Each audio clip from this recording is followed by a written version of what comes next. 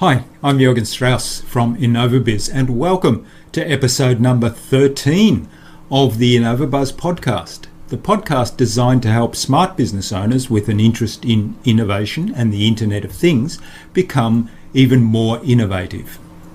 Now, in this first episode of 2015, I've got a very special guest for you. It was my absolute privilege to interview Dave Carroll of United Breaks Guitars fame. Dave is a musician, a professional speaker, a passionate consumer advocate, and an all-round nice guy. He shared a lot today with us, gave very generously of himself and his time, and he gave us an insight into what drives him, his passion, what he learned from the United Breaks Guitars experience, and how that changed his life. Now, like many people, Dave had a bad experience with an airline. Nothing unusual there. In his case, United Airlines caused damage to his prized guitar. And as so many airlines did, maybe they still do, I hope not, but as they did in those days, they gave Dave the runaround. They took no responsibility for the damage. 9 months of frustrating chasing and phone calls and letters and emails, and all Dave got was an unwavering and consistent no. So, what did he do? He composed 3 songs, recorded music videos with those songs, and uploaded those videos to YouTube. Those were videos that described his experience with United. Within a matter of weeks, those videos went viral and fed one of the greatest customer service complaint campaigns that was ever mounted. And it had an enormous impact, an impact on United, an impact on Dave and transforming his life. But basically the story of United Breaks Guitars demonstrated that in today's world of social media, each consumer has a voice and the power to influence change. Of course, as a result of the experience, as I said, Dave's life changed quite dramatically, and in today's interview he shares some of the story, but also some of the lessons out of that for customer service in the age of social media, and some of the initiatives he's now taking forward as a result of his experience and his passion for exceptional customer service. This week's innovation tip comes from one of the things that Dave tells us in the interview, and that is that we're all storytellers. In fact, Dave says that we're in the business of storytelling. The tip is tell your story. What drives you in business? Why are you in business? How do you help your clients? What makes you special? What makes your services or products indispensable? Tell us a story. Tell it in a compelling way. Use tools such as social media, such as your blog, video, images, and of course, if you have a musical talent, then share that with us. Present it in song like Dave did in the example of United Breaks Guitars. The important thing, though, is tell your story. Tell it in an engaging way to your audience. Don't just sell them on stuff. Get them engaged. Tell your story. And further to that, listen to your customers, because they too are storytellers and they have a story to tell. So what's their story? Find out what it is that drives them. So keep innovating by focusing on storytelling. Now, before we meet Dave today, a quick competition announcement. This week, the competition prize is sponsored by InnovaBuzz, where we help smart, innovative business owners save time and money and grow their business by making their website achieve more. The prize is a copy of Dave's book United Breaks Guitars, and the subtitle is The Power of One Voice in the Age of Social Media.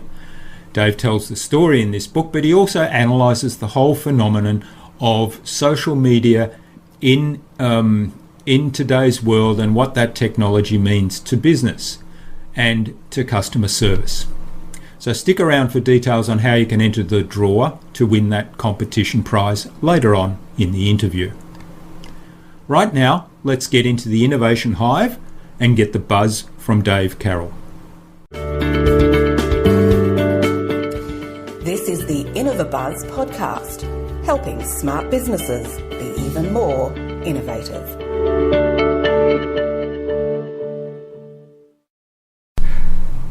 Hi, I'm Jürgen Strauss from InnovaBuzz, and I'm really excited to have here with me today in this episode of the InnovaBuzz podcast, all the way from Halifax in Canada, Dave Carroll, who's a singer-songwriter, an award-winning singer-songwriter, a professional speaker, an author, and a passionate consumer advocate. And you'll probably know of Dave Carroll from the United Breaks Guitar stories, and we'll hear a lot more about that today. So welcome to the podcast, Dave. It's a real pleasure to have you here.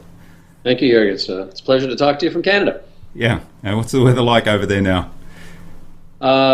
We had a snowstorm yesterday, and I actually posted a video on YouTube just yesterday of my frustrations at the snowplows, how they were plowing in front of my house. So these are the things I'm dealing with here in Canada today. Yeah. We watch that on the television, and we think, how romantic is it when you see people out throwing snowballs and building snowmen? But yeah, you forget about having to clean up the snow and make it safe for everyone, right? Yes, there's a price to pay for all of that. Yeah, that's right. Yeah. Now, for those people that may not know, and I imagine there's not very many of them, Dave did have a full-time career as a musician, as a singer-songwriter with his brother in the band Sons of Maxwell, and had a bit of an experience with United, and this led to the United Breaks Guitars trilogy, which was a song and set of videos, 3 videos that Dave put on YouTube. And the first one, I looked the other day, and it's had over 14 million hits. I'm not sure if that's this year, but it certainly, I think it got 10 million in the space of a few months. So it went absolutely viral. And then the whole story after that, of course, what happened and the response of United to the incident and the response of many others as well is fascinating. So we'll learn a lot more about that. So before we learn about Dave's story, though, I'm going to announce today's competition, and I'm going to give away a copy of the book that Dave wrote, which not only outlines the story that we'll learn a little bit more about today, but also talks about the whole phenomenon and how the power of one voice in today's world of social media can actually make a big difference and bring about some pretty significant change. And we'll learn a little bit about that today. So stay tuned later on in the interview, and you'll learn how to enter the draw to win that prize. So Dave, before we learn more about the whole story of United Breaks Guitars and what happened when you put together the 3 songs and the videos, let's take you back to your childhood. What were your ambitions? What did you want to be when you grew up? I remember being, I think I was maybe 3 or 4 years old, and my parents had given me a tool set with plastic screwdrivers and big handles and that sort of thing, and I would flip the screwdriver over and use it as a microphone, because I envisioned myself singing my own original songs to people, and I had envisioned that they really liked my original songs too. So it was the whole package of a dream. Yeah. And so lo and behold, all those years later, when I was 20, I ended up becoming a musician at university, picked up a guitar, just taught myself how to play before the internet was there to show you how to do instruction. And it's turned into a career. Yeah. That's fascinating. So you knew very early on that music was your passion, and even though your parents perhaps were trying to send you a message there, you turned it around. Yeah, they were hoping for a carpenter maybe. Yeah, okay. So now when the United Breaks Guitars started, tell us a little bit about that. So you were basically touring with the band? Yeah, my brother Don and I have been in a band. We still continue to play in a band called Sons of Maxwell, named after our dad Max. And we were traveling in March 31st, 2008 with United Airlines from Halifax to the U.S., and we were going to go play in Nebraska, right in the sort of the dead center of America. And we landed in Chicago to deplane, and a woman looking outside the plane says, "Oh my God, they're throwing guitars outside." And it turned out that my Taylor guitar that I had bought for $3,500 when I really didn't have $3,500 was really badly damaged, and it set off this really frustrating customer service maze. And 9 months later, after continually trying to phone and email people, I heard from one customer service rep, and she told me that because I didn't open a claim within 24 hours, that the damage to my guitar was not going to be compensated, or they weren't going to take any responsibility. And so I decided at that point just to do something else. And my something else as a musician was to do something that never feels like work, which is writing songs. And that's what I did. Yeah. And so you basically posted 3, well, there was over a course of period, right? The first one you posted on YouTube, and it turned out to be a phenomenal success in terms of the reach and the response to it. And so tell us a little bit more about that. What was the response to the video, and what happened at United then, and what did Taylor Guitars do? Because I think that's fascinating. And also the other thing that I found fascinating, because I was following this from probably very early on, that the parodies that then came up were also quite humorous, but sending a very powerful message. Right. Well, you're right. There are 3 videos. They came out in succession over just over a year and a quarter, maybe something like that. My goal was to do all 3 videos in 1 year, and in combination of the 3, I would get 1 million hits was my goal. Yeah. But the first one has been the workhorse by far, and I put it up on a Monday in July, on July 6th, and by Friday of that week, it had hit 1 million, and then 2 million on Sunday, and 3 million the week after. So in that first year, I think it had hit maybe 10 million. And this was at a time when getting 1 million hits was it was newsworthy. People would talk about it on the news, and now it seems like, there are videos of kind of forgettable quality, but they're really interesting to watch one time, that have 30 million hits and that sort of thing. But at the time, it was a big deal to get 1 million hits, and it was just the start of social media. And because this was one of the early examples that was doing well, of someone taking social media and using it for something other than showing their cat flushing the toilet, it started to have implications across business. And the implications that came out fairly early on was through, I think, the BBC and The Economist were the first people to talk about it. And they said in September of 2009 that my video was responsible for a 10% market cap drop for United, which amounted to $180 million loss on paper, at least. Yeah. And whether that was completely attributed to the video or not, I don't know if it's really relevant or not. It's because it was really a question about branding. And if your brand is nothing more than the sum of the conversations being had about you, then that is truth. If everyone believed it, that's the truth. And so boardrooms around the world started lighting up with referring to this video, because all of a sudden, one customer really did have a ability to affect your brand and detract for it, and no longer could you just pump enough money into an ad agency to come out and have a message that they would control. Yeah, that's a great message. That your brand is the sum of the conversations you have, and now with social media, individuals have the power to generate conversations that can affect the brand. Well, exactly. And in the tourism industry, for sure, TripAdvisor has more power than many people's individual websites, because, of course, your message on your website is going to talk about all the things you do well, but TripAdvisor, maybe not, is what people trust, at least, is going to give you the straight poop on what really goes on at your property. So you have to care about those conversations. That's right. What I find the video maybe lends some momentum to, in all 3 of them, and as you said, all 3 videos are up, but and they all tell a story, and an aspect of the story. But the first one's been the workhorse, and what I found is it was kind of transformational, because it started giving people some attention who wouldn't have had it otherwise. It's empowering the customer, giving people voice that didn't believe they had it, and it's also making businesses focus on the idea of a two-way conversation now, and being a better listener. So it's really affected enterprise all over the place. Yeah, it's a fascinating story, and it's well worth reading the book for those that haven't already done so. Now, tell us then a little bit, what did that lead to for you in terms of opportunities? Because you kind of, I don't know whether you were a passionate consumer advocate beforehand, but you certainly have become one now, and you're a sought-after speaker talking about that topic.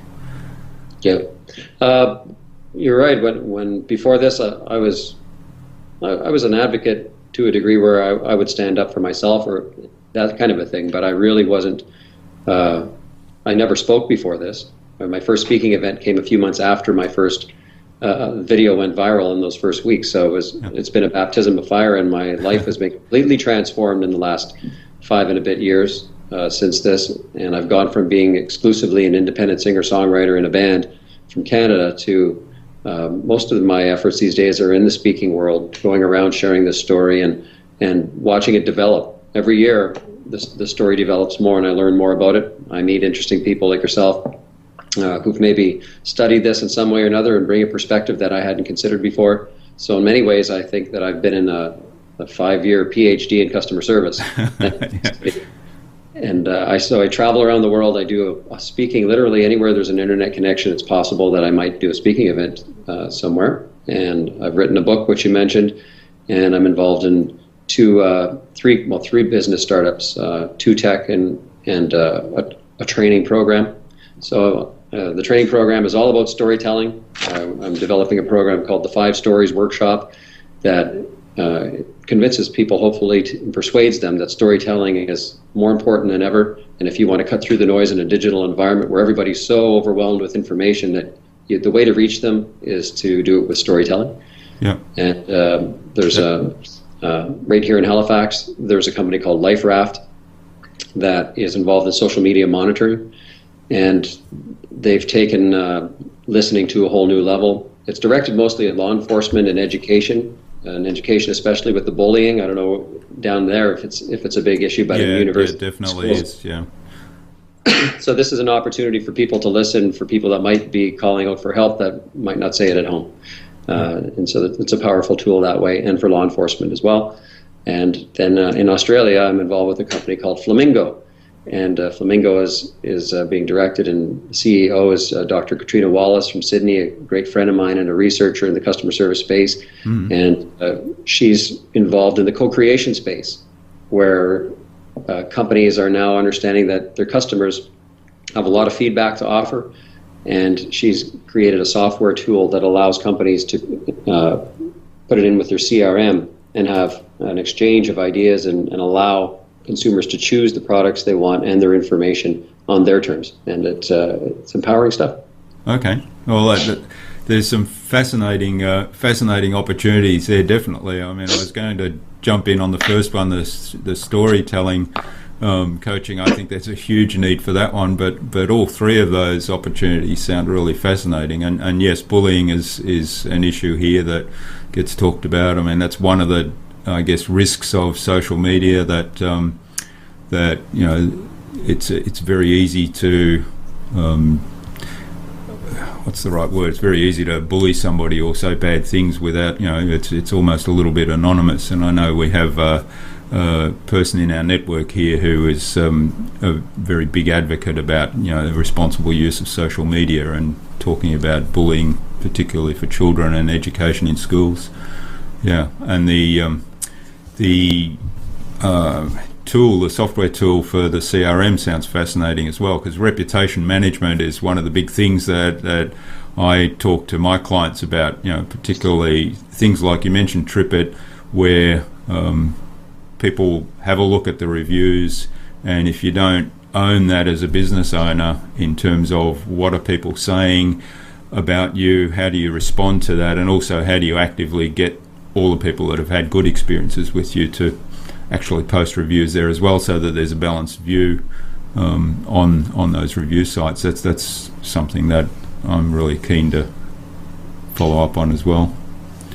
Well, one of the things that I've sort of noticed and I've been putting a lot of effort into is to make sure that all of the things that I'm doing point back at each other, because it can get a little overwhelming if you're off in all directions. But being so passionate about storytelling and what's happened to me with my story, if anything, my story shows that everyone has a story to tell, and that if you're creative, your story can jump out. And if businesses understand that now all of their customers are storytellers, that they're in the storytelling business whether they like it or not, then you need to be able to capture all of this sentiment and all of these stories and make some use of it. So you need tools to do that. So all these things that I'm involved with actually do dovetail nicely into each other. Yeah, it does seem like a really good fit. Yeah, and I guess it's the whole experience and what you've made of it is opening up all these possibilities. You probably get a lot that you say no to, I imagine. I do, yeah, and I have to think about those things a lot too. I like to make sure that it's sort of within my wheelhouse, or that my integrity is not in question for doing some of the things I get asked to do. When the video went viral, one of the probably within a month, I got a call one night. I was sitting right here in this spot, and I got a call from a guy from China. So it was bad reception, and he had poor English skills, but he says, "Mr. Carroll, I really respect what you're doing with this video, and I want to hire you to do a video for me." And I said, "What's this about?" And he said, "My wife's having an affair with a restaurateur from Las Vegas, and I want you to expose it." That's great. I can't take them all. Yeah. Okay. So is there something that kind of worries you or frustrates you and keeps you awake at night about all the things that you have on? Well, because I'm still kind of an independent guy. I have some people who help me, but I don't have a full-time team of people working for me, and so one of the things I worry about is just time management, making sure that I'm giving myself enough to the things that are important to me, and especially my family. I've got 2 boys now, 5 and 2, and want to make sure that that's happening. But aside from that, the things that I would concern myself with are, I know that I have a platform. I know that they say dance with the one that brung you, and I know that being an advocate and caring about other people on the consumer side is kind of what brought me here. So I want to make sure that I'm never in a position where I'm not looking out for other people, other consumers now, that I believe that you can be a successful business person and care about consumers. There's a perfect connection, but I don't ever want to be in a position where I've sold out in the eyes of people, and that it's not just a perception that I actually did. I don't want to be in that position. Yeah, that's great. So making sure you're walking the talk all the time. Yeah. I had an offer from a major airline in competition with United, and they were doing a new route to Hong Kong, and so they wanted to enlist me to fly on the plane in business class and go experience the city, and they were going to start it from Chicago, so to really understand it and have this great experience. And I thought, great, I'll write a song that brings out the essence of your best qualities, and they kind of wanted me to take a shot at United. So rather than elevate themselves, they wanted to just put the competition down. Yeah. And I didn't want to be involved in that, so it was kind of easy to say no, but at the same time they were offering to pay me to do that sort of thing, and I was half tempted for a second, but you got to say no to some things. Right? Yeah. Because I guess, you had a bad experience with United, but then there was, over time, the response, they did respond in kind of a positive way eventually, didn't they? I think it was probably a good idea to point that out. Yeah, well, they kind of did. They got back to me. We talked on the same day it hit 1 million, 5 days after I put the video up. And at that time, one thing I noticed they didn't do is they didn't use the words "I'm sorry." They used the words "I'm regretful." Yeah. And I suspected there might have been a lawyer in the room. I think I was on a speakerphone, and I think there was a lawyer directing them. Yeah. Because especially in the United States, saying you're sorry implies guilt, and it implies responsibility. So they were more guarded, and I was aware of that. But they offered $1,200 in flight vouchers, which is what I had asked for, because that's what it cost to repair the guitar ultimately. Yeah. And $1,200 in cash for some reason. And but they said, we're not doing this because you have a viral video. We would do this for any customer. I questioned whether that was true, but I was also aware that there were thousands of people who were emailing me, and many of them were saying, please don't take the money. They're going to be offering you something, and you're doing something good for customers. And I was also aware that everybody that had made this video, this first one that was going viral, cost $150 because everyone donated their time and effort. Yeah. Because they believed in the idea. And so I wasn't about to take the money at that point. And so I said no. Yeah, and that's a really great part of that whole story. That it's not about the money, it's about the principle, and you've turned that then into a passion to educate people about why good customer service is important. I mean, not just for courtesy and keeping your clients happy, but it's good business, isn't it? It is, for sure. Yeah. And I say to customers too, you have to be reasonable in what you're asking for. Exactly. It's not how to take a company down. I didn't make these videos until I didn't write the first song until after 9 months, and the video came out 7 months after that. There was a lot of opportunity to make this right, and my first reaction just wasn't to assassinate the brand. Yeah, that's a really good point as well. Now, were you active on social media before this happened, or when did you discover that? Was that sort of your baptism of fire as well? Yeah, it was pretty much my baptism of fire. I had been on Facebook. I had 400 Facebook friends. So when I put the video up on Monday, July 6th, I sent out 2 messages. And this was the glory days of Facebook, where you could send one message to everybody's direct inbox, and they would get it as a private message. So I sent one message to all of my friends saying, United broke my guitar, watch this video. And I sent one message to everybody in my Outlook Express email. And that was about 300 people. And I say that's the last 2 times I've ever really asked anybody to watch the video. And it went viral from there. So that was pretty much the extent of my social media. Sons of Maxwell had one of the earlier interactive websites. There were threads. You could have a conversation with people. You couldn't see anybody, but we were right on that quite early, actually.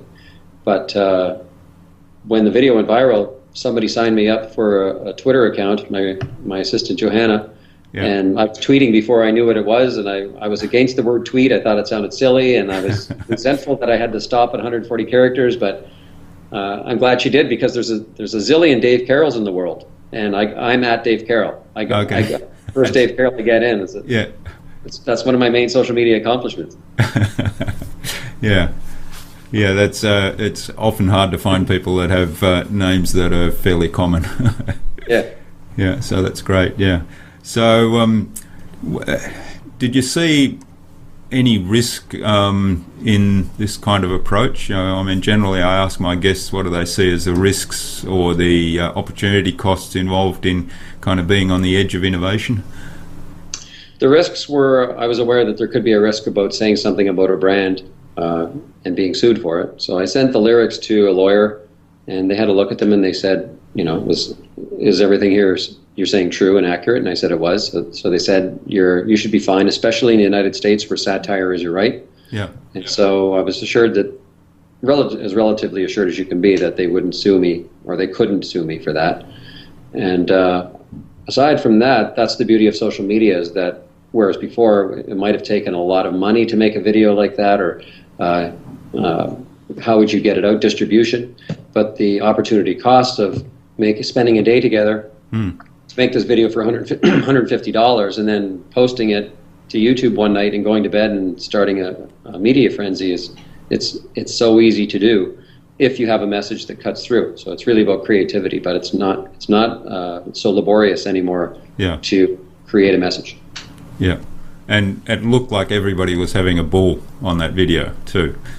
Oh, we all had a great time. Yeah, and you can see that there were some edit points where people had started to laugh and they had to go to something else. Where there was no one being overly critical. If you watch the 3 amigos, I call them, behind me, a lot of times they're not even singing the right words.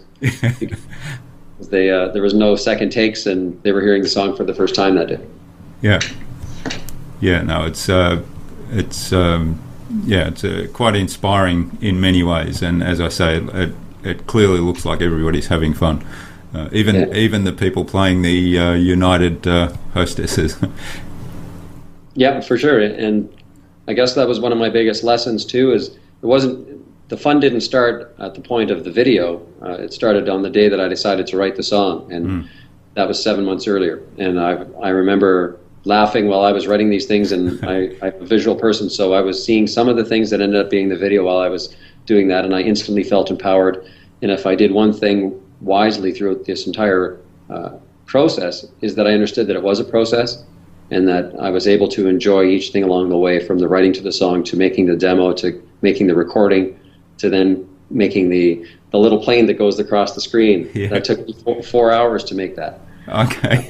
The whole thing was a lot of fun, and so when we finished shooting the video that day, I left thinking that it didn't matter if anybody ever watched this video, because you could see the fun that we had, and that alone was worth it and empowering. Yeah. And so I tell people to always enjoy the process. It's not, in terms of making a viral video, which you can't even do anyway. Yeah, people talk about it like it's ordering a hamburger. Just make a viral video. That's right. Yeah. But it's less about the count than it is about the process of how you get there. Yeah. Well, that's another really important message, isn't it? I mean, I think it's applicable across the board in anything you do. Enjoy the process, enjoy the journey, and the results often turn out better if you focus less on the end. Trying to achieve that viral video status rather than enjoying the process. Sure, have a goal, but enjoy the process of getting there. Yeah. All right. So, if you had a magic wand that you could fix one thing about everything you're doing in your business and in your kind of all your entrepreneurial endeavors, what would that be? Yeah. If I could do something like that, I would. Getting the message out. It never ends as the challenge today. When I was in Australia, I went to a tech startup, and there were big companies there as well, but it was a conference of some kind. And around the edges, that's where the small startups were, and I think there was 150 of them. And each one of them felt that they had the answer to whatever they had built. Yeah. And it's hard. It's a very noisy environment. And so I'm involved in some businesses that I believe have real value. They make the world better in some way. And I want people to know about them. So it's how do you get the message out? How do you get people's attention? And that's what I focus on. That's what, if I had a magic wand, everyone would be using my stuff. Yeah. And they'd be getting a CD for their efforts as well. I'll throw in a free CD if everyone. Okay, excellent. All right. Well, there's an incentive.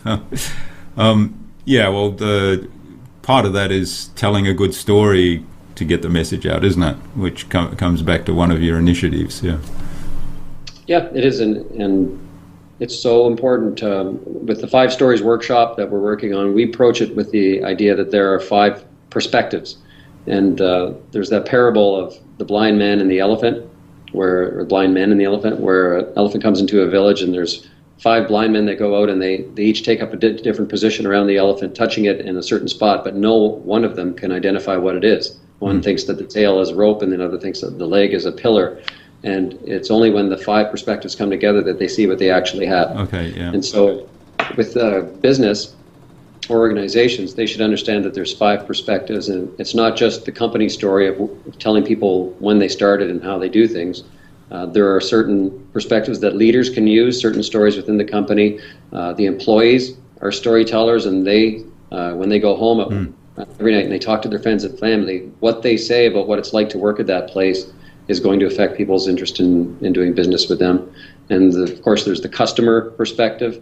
Every customer is a storyteller, and I think if you own a business where customers are coming into your door, you should consider them storytellers and say, we just had 50 storytellers in here today. And it changes your perspective. And then finally, the 5th story is the where are we going story, because that's the one that people want to know what they can expect from you going forward. Yeah, that's a fascinating approach. It's a good analogy too, bringing all the perspectives together to form a more accurate picture. And that sort of ties in with what I was saying about the company Life Raft, or just whether it's this company or any company, monitoring social media with all those different perspectives. And if you buy into the idea that other perspectives matter as well, then you need to be a great listener, and you just can't wait for the stories to pop up. You sort of have to proactively go out and listen to them and engage in the conversations as well. Yeah, that's a great message. Yeah. Now this might sound like a silly question, because it sounds like you're really enjoying everything you're doing, but how do you stay balanced? What do you do when you're not working on Dave Carroll Enterprises? Music has always been kind of my passion, and so it's the thing that relaxes me the most, and it's also the thing that keeps me most excited. Yeah. And so when I'm alone, I like to just play around. I haven't been doing as much writing as I wanted to in the last 2 or 3 years, and so I'm doing some creative projects. I'm being hired now to to write songs for organizations and companies that want the best essence of who they are brought out. Okay. And so it's kind of working, but for me, it's kind of relaxing at the same time. Yeah, that's your hobby almost, your passion. Do you still perform? I do. I still play with my brother Don and Sons of Maxwell. Mm-hmm. Christmas is a busier time for us, but we have a couple of Christmas recordings, so we do more touring and performing in November, December than we do at other points in the year now. He's also a full-time firefighter, so he had started doing that just before the video went viral, so he's got a career, and we meet for music things. And I also play. I've got a couple of CDs of my own, and I perform all over the place wherever I go. Okay. All right. Well, we'll have a link to Dave's website there, and I'm sure they're all listed there. I didn't actually go to the music page when I was researching this, but I have seen a lot of them in the past, yeah. So, you've told us a little bit about what you're currently working on.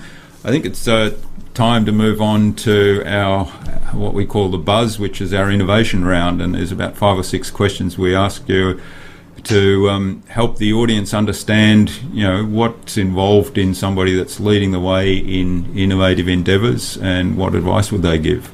So, first question there is, what do you think is the number one thing anyone needs to do to be more innovative? I think possibly believing in yourself, number one. Sometimes you tend to follow the ideas of other people because you think somebody has a better answer than yourself. And the true innovators are the people that got a harebrained idea that nobody else has thought of yet, and you do it.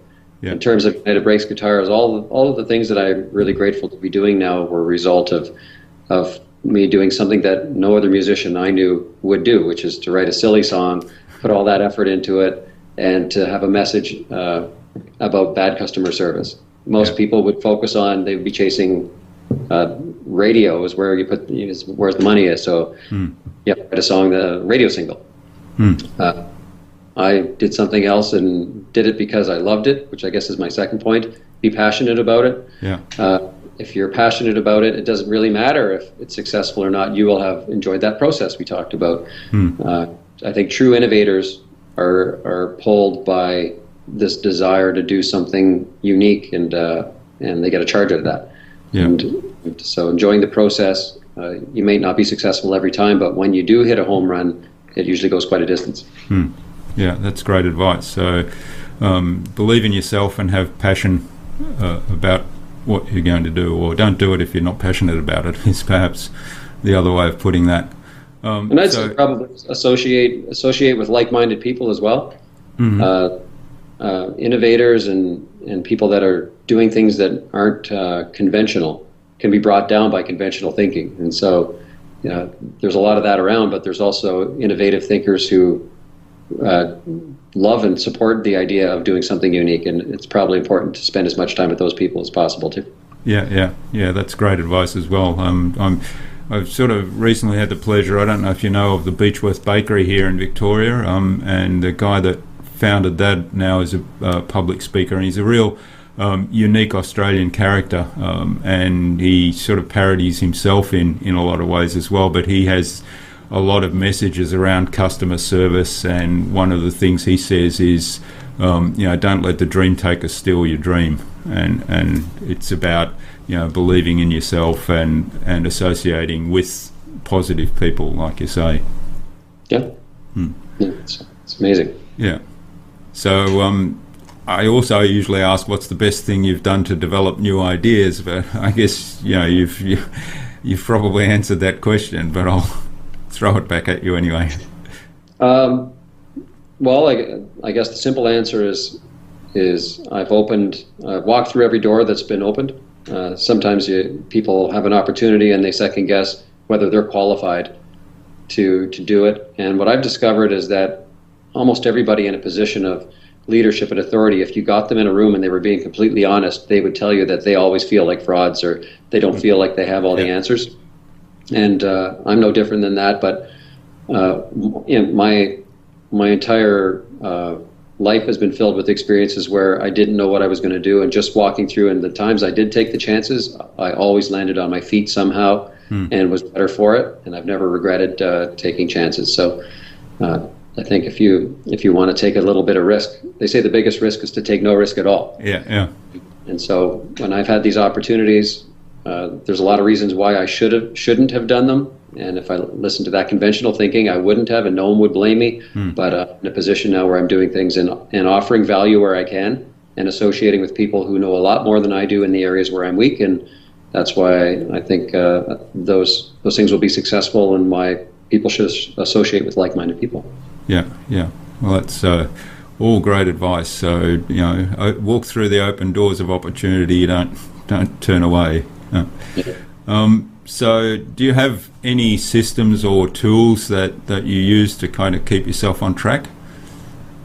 In terms of the speaking, I use a software tool called eSpeakers, and it's just a very simple program, probably difficult for them to make, but it's a great tool to keep everything in line, and it prods you with reminders to do things and access to other organizations, again with like-minded people, that sort of thing. I use that tool a lot. It's how I know where I'm going to be, and but in terms of some really high-tech, innovative tool, not really. My whole business, my life is kind of simple in a lot of ways, where I just do the simple things consistently and keep walking through the open doorways. Okay, well, that's fine. Yeah, great. So, and how do you see the best way to keep projects on track? Things that you're doing. I think that consistent hard work has never hurt. By staying focused, I think don't let your eye get taken off the ball. Stay with what you know, and what you do well consistently, and make sure that every time you do output something, that it's the same quality. So consistency is important, and just good.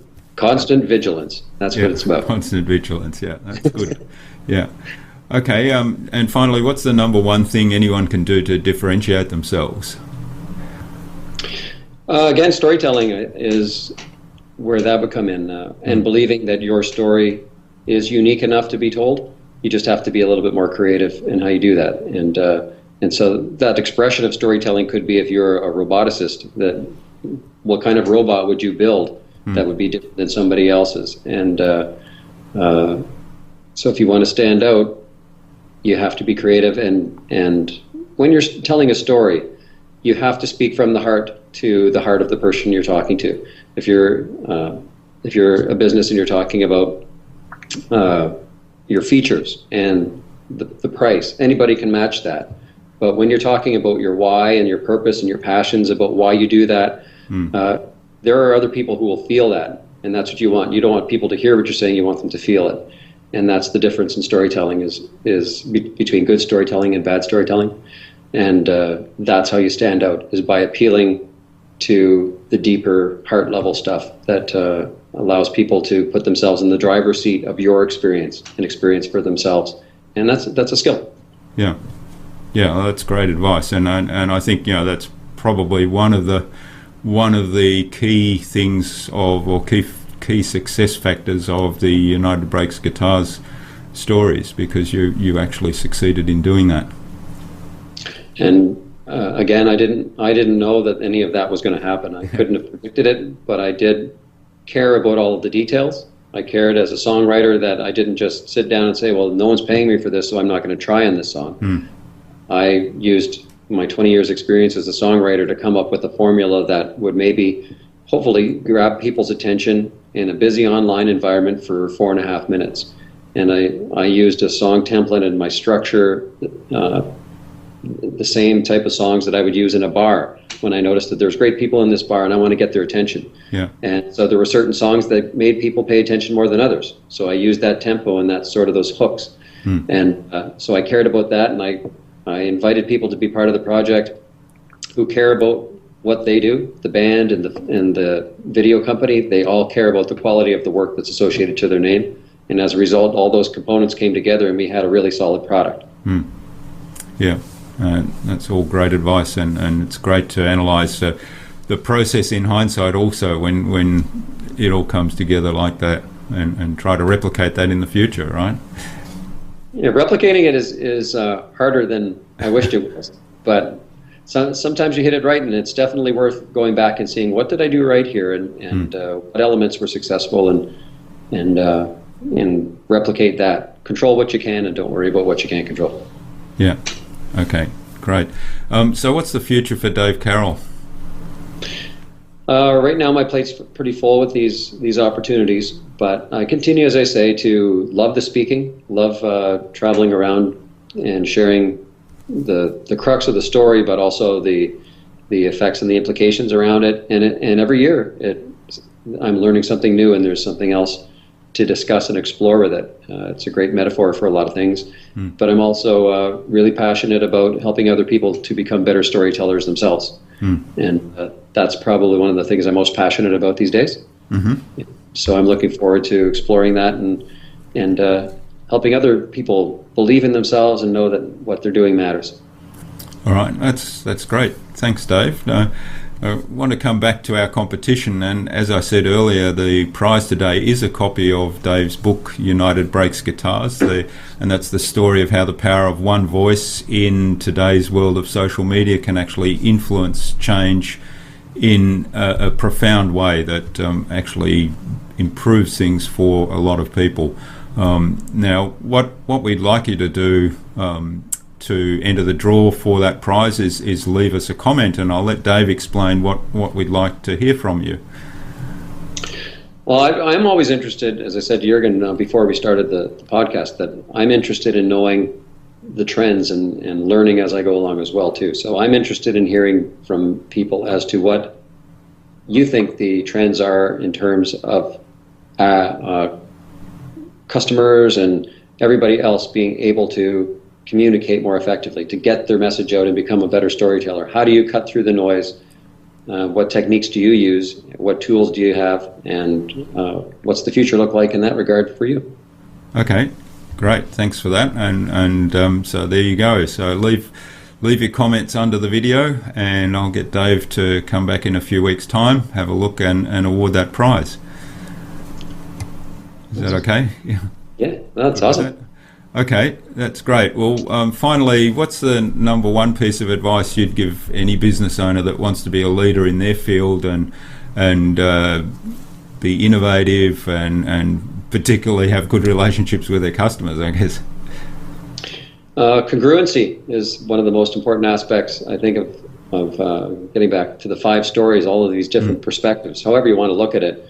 You can tell a story about who you are, but it has to be congruent with how you act and how you see other people. And I've said before that, if you own a company and you're having a talk with your sales staff, if a customer were in the room, would you change your story that you're talking to the salespeople? And it shouldn't. You should be empowering your salespeople on how to sell more effectively, but it shouldn't be at the expense of customers.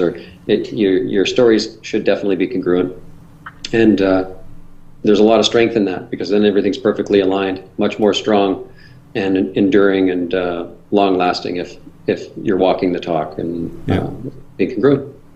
Yeah, that's great advice. Yeah, we've recently started sharing our project management system and our total access to the project for the client, actually having them come in and seeing what conversations are happening within the system where the staff working on it will say, we don't have this content, or this bit's not working real well. So they actually they have the opportunity to see what's happening and build in the background. And that's very much like, it's online, but it's very much like that online conversation that we have. And it's obviously got to be the same then with the customer in the room, because now we have them in their projects.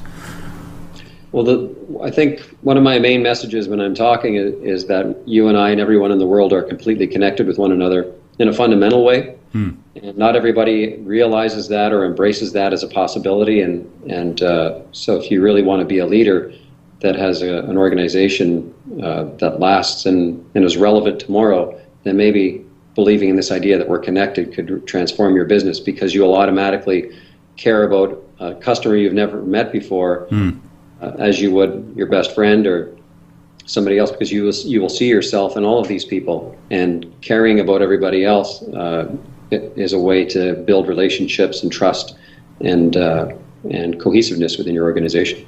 Yeah, that's great advice. All right, well, where can people reach out to say thank you for all that you've shared with us and the time you spent with us today, Dave? People want to go to my website. It's davecarrollmusic.com. Yep. My email is dave@davecarrollmusic.com.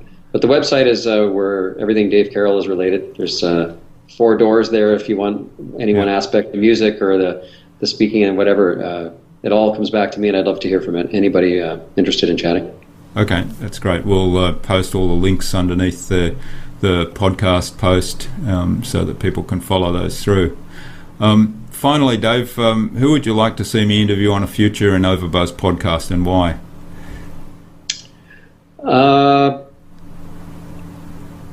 I think I'm part of a speakers exchange, and there's a small number of speakers, and we get together once a month just to talk about the like-mindedness again. What we've been up to, have we heard any new great ideas, how we can help each other. And there's a great speaker in that group called Dory Clark, and she's a branding expert, and she's traveling the world talking about branding, and we talk about some of the same things, but she's got her own style and goes off her own direction. She'd be a great person to talk to and well worth your time. Okay. All right, Dory, look out for an invitation from me to the InnovaBuzz podcast, courtesy of Dave Carroll. I'll tell her that you're not so scary, and it was worth it. Yeah. Okay. Well, Dave, this has been absolutely fascinating. It's been an absolute privilege to have you here. I was sort of really stoked when I saw you respond to our invitation, and it's lived up to my expectations. I've been really excited, and I'm sure the audience are going to love this interview. So thanks very much for your time. I really appreciate it. Thanks, Jürgen, and thanks for everybody who's watching. Yeah. All right. Bye. See ya. Wow, that was fascinating, wasn't it? I hope you enjoyed meeting Dave and hearing his insights as much as I enjoyed interviewing him. It was a real privilege to have him on the podcast and to be able to present his insights to you. He was very generous with his time, and he shared a lot of information with us, not just the story of United Brakes guitars, which that's always been an inspiration to me, and it was fantastic to have him share that story again with a slightly different perspective, but also not just the insights from his brainchild, but also the implications that's had on his own life, the opportunities that's brought about for him, and the initiatives that he has underway now. All sounds really fascinating stuff, and particularly the storytelling training. I'm really excited to learn more about that as it develops. Of course, you can subscribe to our podcast over on Stitcher if you're an Android person, or on iTunes if you're an iPod owner or want to listen on your iPhone, and that way you'll never miss a future episode, which hopefully will be in your interests as well as ours. All the show notes for this episode are going to be at innovabiz.com.au/Dave Carroll. That is DAVECARROLL. That's right, 2 R's and 2 L's. innovabiz.com.au/Dave Carroll. All one word, all lowercase. Now, everything that we spoke about in the episode, the links and other references will be there, as well as the show notes. Remember, leave your comments underneath the video for your chance to win a copy of Dave's book, United Brakes Guitars, The Power of One Voice in the Age of Social Media. So what Dave would like to learn from all of us is, and leave this comment under the video, tell us what you think the trends are today in being able to communicate more effectively, being a better storyteller, cutting through the noise that we're all faced with, and getting your message across. I'll get Dave to swing by in a few weeks and award the prize to the entry that he likes the best. Now, Dave suggested I interview branding expert Dory Clark, who's the author of a book called Reinventing You, on a future podcast here. So, Dory, keep your eyes on your inbox. We'll be coming to get you, courtesy of Dave Carroll, on the InnovaBuzz podcast. Now, I do hope you like these podcasts and value the contribution that all our guests are making to the information and learnings that we might all get from time to time on a daily basis. And if you do like these podcasts, then I'd love it if you would head over to iTunes and give us a 5-star rating, because it really does help to get us ranked better on iTunes and get us found by more people. And we don't want to keep all this wonderful information for ourselves, do we? We're all about sharing and caring here. Now, of course, if you think we suck and you don't like what we're doing, then and you're still listening at this stage, then go ahead and post some suggestions on iTunes. Give us a 1-star rating, but tell us what you think we need to improve on, and we'll take that into account, and we'll continue to improve these podcasts as we go forward. Now, as I say, we do really want to share this as widely as we can. So if you're on the social networks, please share this with your network and get them to find out more about Dave Carroll and the United Brakes guitar story. So until next time, remember, if you don't innovate, you stagnate. So think big, be adventurous, and keep innovating.